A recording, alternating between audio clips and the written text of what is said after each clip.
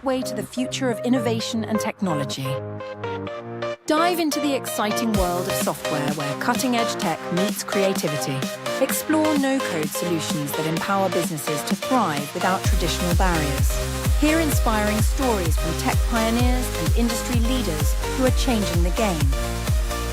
Join us on Tech Bites and transform the way you think about technology and business. Hello, everyone. Welcome back to the show. We are in a new, well, I shouldn't say we're in a new era. We're just kind of rolling. We're up over 400 episodes now. I've been talking to you guys and teasing this big episode 400 reveal, which is, this is probably one of the first or maybe the second episodes after that.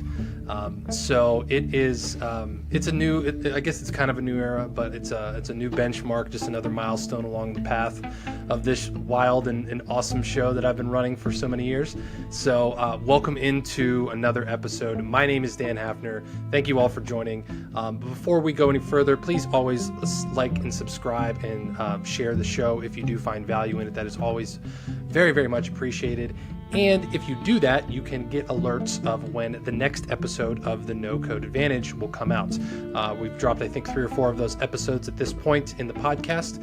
We have many, many more to go. We're going to go through at least 10 episodes of that No Code Advantage series.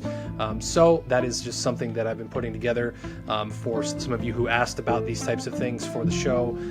If you're interested at all in no code, if you're, have questions about it, trying to go through from very basic 5th grade, 4th grade level stuff to more advanced things with that. So if you subscribe to the show, you get alerts when the next episode of that drops.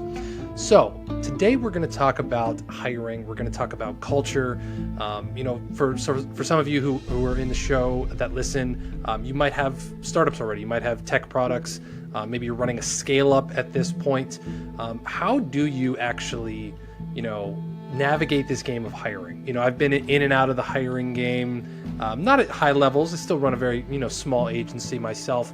But being in having some experience in this, I can kind of attest to some of the problems and the pain points and the not fun things of hiring and managing people and leading people.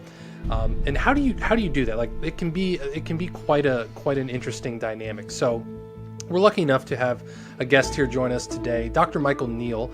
He is going to talk a little bit about this. He built an entire process around this through a private practice of his, and now he's transitioned it into teaching other people how they go about this. So I'm very, very excited to ask him some questions, be a fly on the wall for this one. So welcome to the show, Dr. Neal. How are you? I'm having a great time so far. That was a great intro. Thanks, Dan. Oh, thank you. I appreciate that. Well, I've done it hundreds of times at this point, so I think I got it down. Yeah. Awesome. Well. Okay. So I gave you a little bit of edification. Give us the 30-second rundown of who you are and how you got to what you do. Yeah, you bet. I'm a practicing eye doctor. I have a private practice in northeastern Pennsylvania, and Build My Team came out of our hiring problems that we had in the practice, hiring people based upon using resumes and not based upon their natural strengths and talents. So long story short is we created a system, it's a SaaS platform, I can say that since the audience obviously knows what that is, but a SaaS platform that hires people based upon their natural strengths and talents and their fit for the position.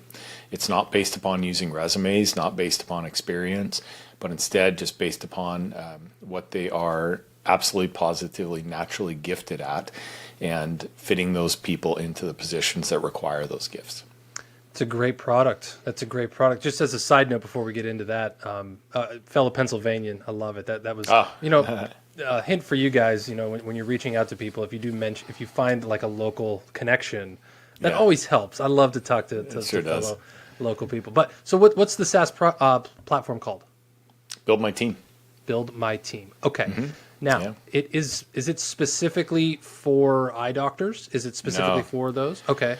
No, any administrative clerical type positions. So if you're looking for a secretary, a bookkeeper, customer service, it runs a gamut of any type of clerical or administrative type position.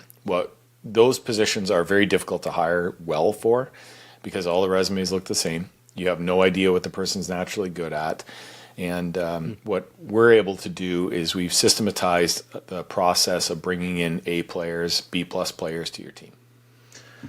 Wow, that's genius. It's funny when you say, the hiring people based on what they're good at. I've gone through a few programs recently. I think it was the end of last year, and I've told a lot of people about these since.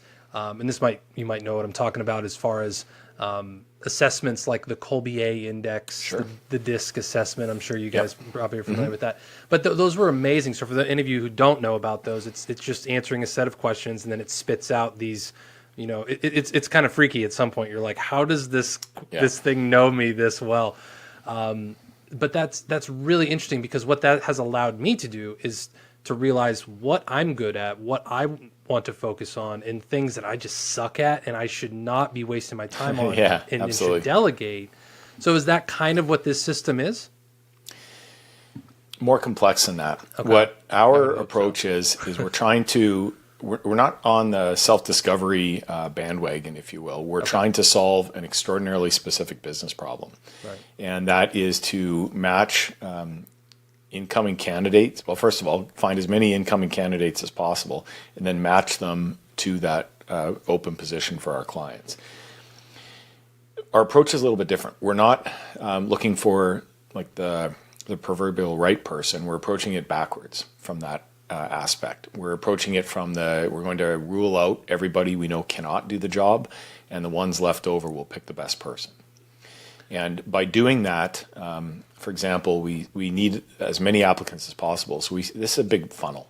It's just an absolutely big funnel where we publish the job descriptions that we write for our clients. They go out to 20 different job boards. We want as many candidates as possible to apply because almost all of them are rejected. And we filter this down through our assessment process that we have. And that gets filtered all the way down to our SaaS platform, giving the candidates that we know can do the job based upon their strengths and talents a thumbs up. That's the outcome of our automation, is a thumbs up on the candidate. And at that point, we're 97% certain they can do those jobs. However, we take it one step further. So the SaaS platform is terrific, but we take it one step further because we're dealing with people. We send them a one-way video interview. The video interview is received by our team when it's completed. And what the team does is take a look at it, not necessarily for how they answer or what they say in their answers to the questions. It's how they answer them. That's what we're looking for. That's the intangible part of this, because we want to know how they're going to represent your business. Whether, if you're a funky startup that's super cool and all that, well, great. You don't want somebody on your team that's necessarily the exact polar opposite of that. Conversely, it all depends on the type of fit for the client. We don't care what the people look like. We don't care if they're male or female. We don't care if they're green with little antennas on top of their head. None of that stuff matters. It's only about performance and the fit to the position. Yeah, I mean, that brings us to the topic, like I said at the beginning, of culture. Is that's very interesting, because not only is it getting that's part of hiring is okay. We might have the most qualified person who's going to kick ass at this position, but we've all been in jobs before where we're just kind of like, maybe we don't really meet the culture very well, or we're the the black sheep, so to speak, kind of there, or things like that. So that's really that's very amazing. So what are some of the ways that or I guess let me phrase the question this way. What are some of the problems that particular piece solves inside of the hiring process, other than like the obvious like culture fit? Oh boy, there's a lot of them. It removes discrimination. Because the software can't discriminate. It doesn't know what that means. It's not part of the equation. And talking to a lot of software developers on this podcast, it's just not part of the spec to pick people out based on that. They're solely picked based upon strengths and talents. And then from there, we also have what we call some knockout questions, which do the job of just streamlining the candidate process. If they live a long ways away from your business, if you need them to be in person, that's not going to work out. If they can't work your hours, that's not going to work out. If they want $50 an hour and your business can offer 25, hey, great, that's not going to work out either. Things like that. So our software does that level of streamlining as well.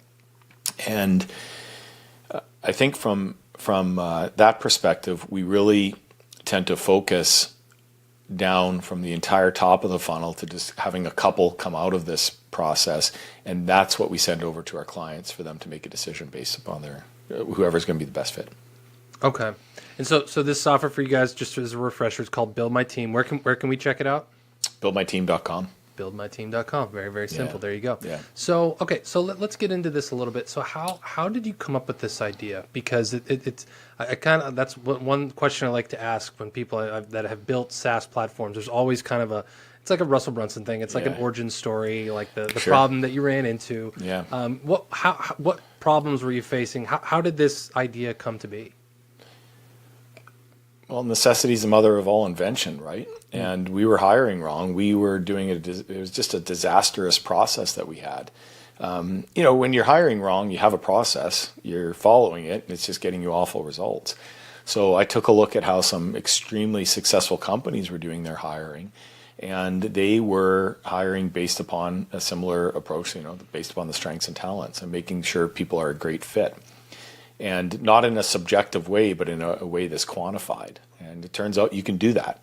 You can measure aspects of humans in their performance, how they handle stress, for example.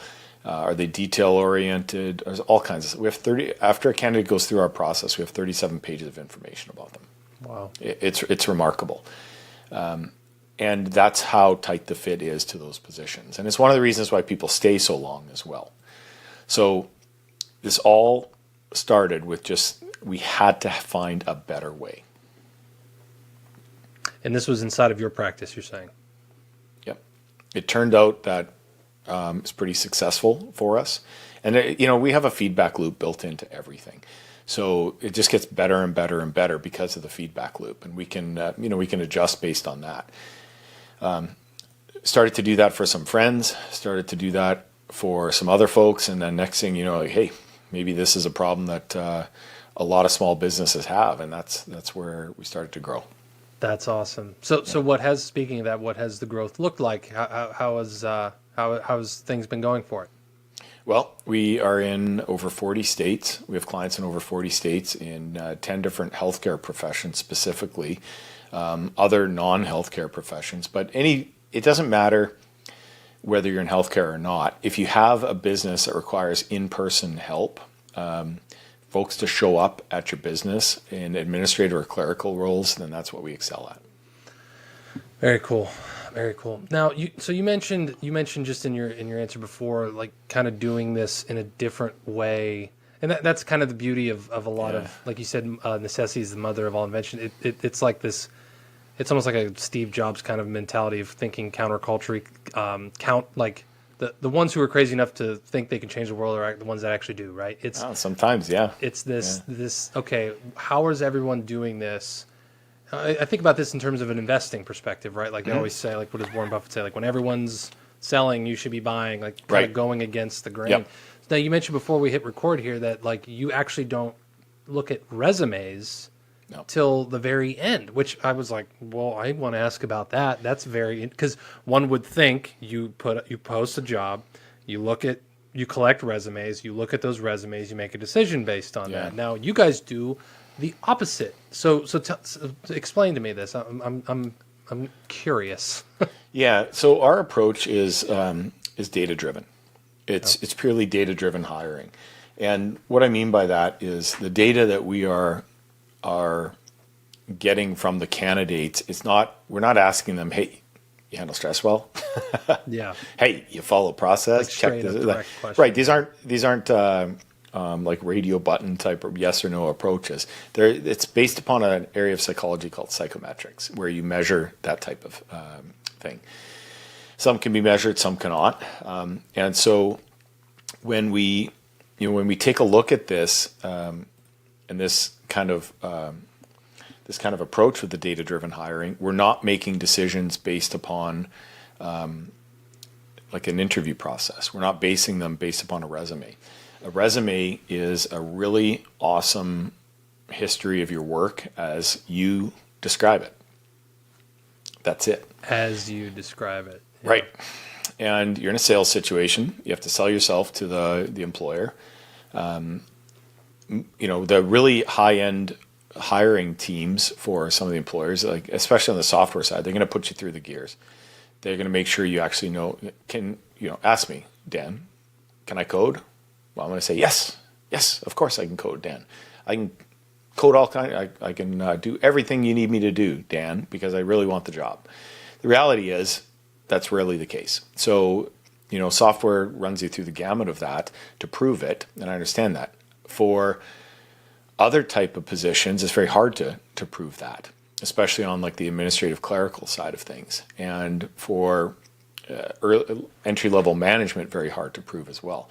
So by using resumes, what you are doing is you are inheriting all of the problems with that approach. And ours eliminates that to the point of just being minimal. And when I say minimal, when we have those finalist candidates that the software gives the thumbs up for, we look at the resume and we can say, do you have experience or any type of domain expertise for this role? If the answer is yes, then terrific. You found a unicorn, somebody who's a terrific fit for the role and they have some level of experience. That's rarely the case. And we're talking about a couple percent of candidates have that level of experience where it's a positive. Most of the time it's the opposite, where you're going to come in for these roles and you're going to have experience. Now that tells me we're going to have to untrain you. Yeah. We're going to have to unlearn. You know how hard it is for humans to anything? It just doesn't work well. So our approach with how we do it is we measure, one of the first things we do is we measure their speed of learning. And the folks who learn very quickly go through our process. The folks who don't learn very quickly, they don't do well in our process. They gently and politely exit out of it. And that's so that we guarantee that the people we're bringing to our clients have the ability to learn quickly. Therefore, experience isn't much of a big deal at all, because now you're learning the way that the new employer wants you to learn. You're learning the job from their perspective. You're not learning the job from somebody's perspective that has no applicability to this new role. It's about a 3 to 4 times faster process if you're lucky. That's if you're lucky. If you hire for experience versus our approach, sometimes you just never get off the ground. Yeah, I mean, I remember trying to get jobs out of college. And I remember like everyone was always like, okay, how in the world am I supposed to qualify for this job that requires 10 years of experience and a college degree when I'm literally just getting out of college, you know? Yeah. And see, our approach would be if you were, we've done this so many times. I don't care where you're from. I don't care what your background is. In fact, one of our top front desk people has a music background. We had another person who used to work at a deli counter. We've had people from all walks of life, and I'm talking about our own practice, so I can tell you these stories directly. They come in without experience, without any expertise and anything to do with what we think we're hiring them for, and they excel because they're a natural fit. I guess the take home from the resume side is prioritizing the wrong thing. There's that old adage, you climb the ladder as fast as you can. That's terrific, but what if it's leaning against the wrong wall? That's a good one. And that's how resumes essentially lead you down that path. So why do people hire using resumes? Well, generally there's not a better solution. I mean, we have one, it's dialed. But it's also based on momentum and inertia. That's what everybody does. That's what it's always been, right? Yeah. I'm a big metaphor fan, so I'm going to steal that one from you for sure. Yeah. I really like or analogy or whatever you want to call it. Okay, cool. Now another thing I wanted to ask you about too, is the big bad ugly wolf in the market today, AI, right? I think you mentioned this before we hit record about kind of maybe using some AI or lack thereof, or the benefits, the drawbacks to it. So I guess my question would be, one, is there any kind of AI involved in the process that you have? And two, like what, I guess maybe the follow-on question to that is, what kind of broader market things are you seeing that AI is doing for good or for bad when it comes to hiring in this world of staffing. Right. So on our side, we use algorithms, and the algorithms are designed for each position as to what we're looking for. From an AI standpoint, those are incredibly effective. Like we've hit 97% certainty on the positions that we're hiring for. I don't know how to get it to 98. Wow. We'll keep trying, but they're so tight that we have like the fit is so tight that we guarantee all of our positions. As far as the AI side of things go, a while ago, this blew me away. Absolutely blew me away. AI guy uploads his resume. The software applied for something like 49,000 jobs for the guy. 49,000 jobs. Yeah.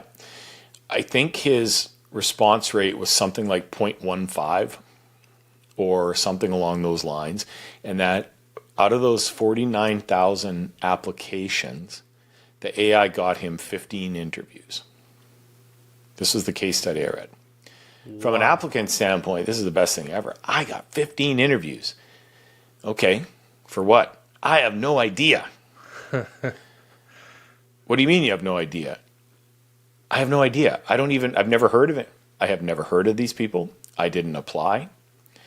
I don't have the faintest clue what any of these companies are, what they do. Now, an entrepreneurial type person will research the heck out of that and figure it out. But that candidate had no clue if they were even a good fit for the positions. They didn't know if they were a bad fit for the positions because they don't even know what the positions are. Yeah. So that's a really interesting brute force approach that AI will do for you. Imagine you flip this. Flip it to the employer side of things. Okay? Imagine the workload, the overhead for the business for 49,000 of these businesses to determine if that resume is somebody that they want to bring in and hire. Trying to make those types of decisions. Okay. Now they're using AI on the other side a lot of times to look at the resumes. But what that is you've developed a robot climber up the ladder. But the ladder's against the wrong wall. They're still using resumes. They're still looking at these work histories. Yeah. So, where that works great, I'll give you an example, is let's say you're a SaaS salesperson at, pick on companies, Salesforce, and you want to be, you're applying for a SaaS position at some other, one of their competitors. Okay, great. You might want to take a look at those folks. That's an interesting use case for it. For anything that we're involved in, that's disastrous, because we generally focus on the administrative and clerical side of things, where our all-time record. I'll give you an example of how bad this is. Our all-time record was we got a person, position with a medical practice who had a 4-line resume. 4 lines. 4 lines. That included their address. 4 lines. That's it. Now, granted, it was well formatted. It was wrapped. Like it wasn't just like my name, my address, the rest of it. It was a 4-line resume. They got the position. That's our all-time record, and that just tells you that, you have to be kidding me that a person would have a 4-line resume. Guess what? They didn't have the faintest clue how to make a resume. That's obvious by the fact that it was 4 lines, but it didn't change a thing about how outstanding they were for that job. All I think of when I hear that is you remember the movie The Social Network, where he has this I'm the CEO bitch card. Yeah. That's what I think of I'm the best person for this job, and AI is like, okay, great. That's super interesting, because what you made me think of is it's almost like the AI war of there's a lot of jobs we'll submit requests for bids for. Yeah. And they have specific things that say, do not use AI generated responses. This will be denied. And yet you read the bid and it's clearly generated by AI. And it's like, that's a double standard. What are you talking about? Like, if you can post something with AI, shouldn't I have a right to respond with this too? But I get like it's like, I feel like that's only a race down. I don't feel like that's a race. It's a race to the bottom. Yeah. Went through this with our kids. They got 11 and 13-year-old boys. They were not allowed to use AI to help them with school. So what do kids do?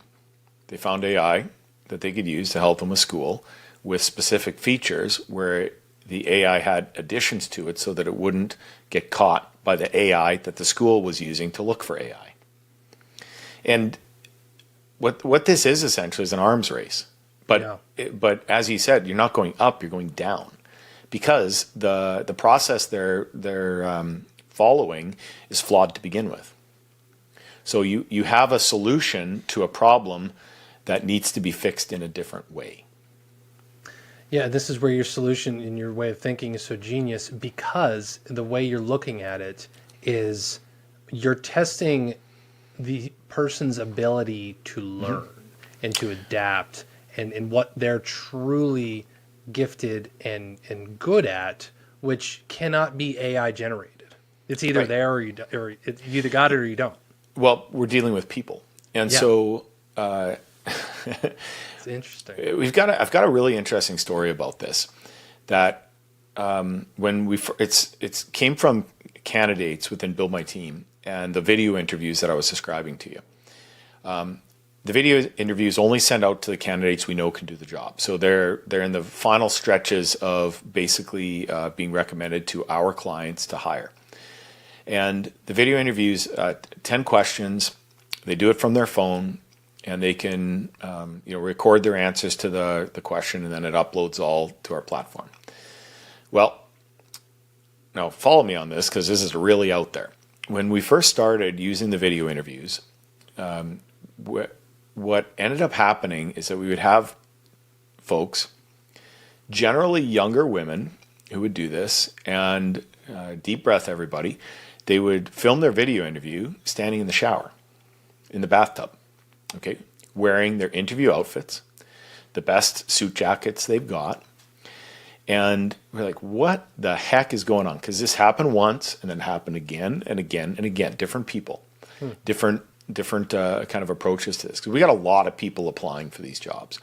And so we're trying to figure out what on earth is going on. And then the light bulb went off. Why do you think they were doing that, Dan? What's your guess? I'm trying to run through in my mind why. I don't know if part of me thinks, well, maybe there's just a clean background there. Maybe there's an audio thing that goes on there with the echoing in the bathroom. And then part of it also goes to, thoughts of women in the shower. Like, I don't know. Like, there's, okay, I'm just trying to think of anything, Yeah. So what it was, it's not women in the shower. I mean, they were physically standing there. I think we had some guys. You never know in this world, Mike. I mean, you know what I mean? Like, yeah, we had some guys do it too. But what it was is you got a person who has extremely few resources. They close the door to the bathroom to separate themselves from the pets, from the kids. Why the bathroom? Well, that might be the one room in the house that has outstanding acoustics. It's got terrific lighting, right? And so now you're doing a video interview. You want yourself to, you don't want to look like the crypt keeper on this thing. You want to look like somebody who's a superstar. And when they're standing there in their suit jacket, their pants, and they're all dressed up, standing in their tub, what we realize is, oh my goodness, this is a rock star. This is a superstar. This is somebody who has almost no resources. They've capitalized on all of them. I'm telling you, if you own a startup, this is who you want to hire. It's remarkable because you give them almost no resources and they make themselves shine. Huh. I would not have thought that. That's interesting. Yeah. I see okay, so it's like when you don't have access to 900 things, what are you able to make of what you have? Right. Interesting. Exactly. Okay, I was on the much wrong path with that, but hey, that's all right. Yeah, not that kind of hiring. But going back to that Steve Jobs reference and stuff, I'm by no means a genius. What I did was I entered this process of trying to solve this problem completely ignorant. I didn't know the bad habits. I didn't know the good habits. I didn't know what any of that stuff was. What I was simply trying to do is solve a problem so thoroughly that we could just put this to bed. We would come out of this with a process. The process would continue to work and solve our problems. And it did so and continues to do so. In our practice, Build My Team does all the hiring. I haven't hired anybody directly in our practice for years. It's all done by the team. And the results, because they're data driven, we're making decisions based on data about the person. We use a tool called our Insight Report. So it's a couple-page kind of executive summary about the person's strengths and talents, and that's what the decisions are based on. And so by using that approach, it's like we're hiring with the lights on. We're hiring with complete focus versus just walking into an interview and asking people what they're good at, what their strengths are. I mean, folks have no idea. They have so little idea about what they're actually good at. It is shocking. Interesting. I'm just kind of thinking how I would have reacted in a market like this when I was trying to find my first job. I kind of wonder. Well, I'll tell you what happens. Yeah, the A players, the really terrific folks, are drawn to this like a moth to the flame, because in our hiring process, we're extremely specific and decisive. We know exactly who we're looking for. And when you take candidates at the kind of the low end of the spectrum, maybe the C and D players, they're not too excited about this, because out of the gate they're like, yeah, I'm probably not gonna make the cut. Yeah, you're probably right. On the A player side of things, oh wow, these guys really know who they're looking for. Can you imagine how great their team is? Like, I want to work with those people, because performers want to work with performers. An A player wants to only work with A players. They'll tolerate B players, and they quit because of C or D players. Interesting. Very, very interesting stuff. This has been really, really insightful. I'm really excited to learn more about this. So tell us again. It's called buildmyteam.com. You can go check it out. Buildmyteam.com. Anybody listening want to schedule a consultation, just give us a holler, and we'll figure out if we can help your business. And if we can, we will walk through how to do that. It's very affordable, shockingly so. And I think that our goal is to really help as many people as we can. Yeah, I definitely can see how this can help both people looking for jobs and firms hiring and such. So yeah, this has been very, very insightful. Thank you so much, Dr. Neal. I really appreciate you coming on. Yeah, thanks so much, Dan. Yeah, exciting. This has been very, very cool. So yeah, I hope you guys got a lot of value out of this. Be sure to check out buildmyteam.com. It sounds like a very, very cool. I can't vouch for it myself, but I'm definitely going to look into this because this sounds like it solves a lot of the problems that I've run into in the past. Yeah. Now, that is about it. That's all I got for this show. I kind of lost my spaced out there for a minute. I'm very, very sorry. Sorry, you guys. But that is it. Be sure to subscribe to the show. Check out buildmyteam.com, and then subscribe and get notifications either on YouTube or Spotify, so you can be notified of the next episode drop. All right, everyone. Thank you so much. Thank you, Dr. Neal, for joining us. Thanks, Dan. We'll see you all next time. Take care. Fantastic. Thanks for tuning in to Tech Bites, your go-to show for software business and technology. Don't forget to hit that subscribe button to stay updated with our latest episodes, insights, and stories. Hungry for more? Dive deeper into the world of no-code by visiting dapanacode.com. Your journey to building amazing software without coding skills starts there. Connect with like-minded creators and unlock a world of resources tailored just for you. Subscribe now. Explore Dapper No Code and let's innovate together.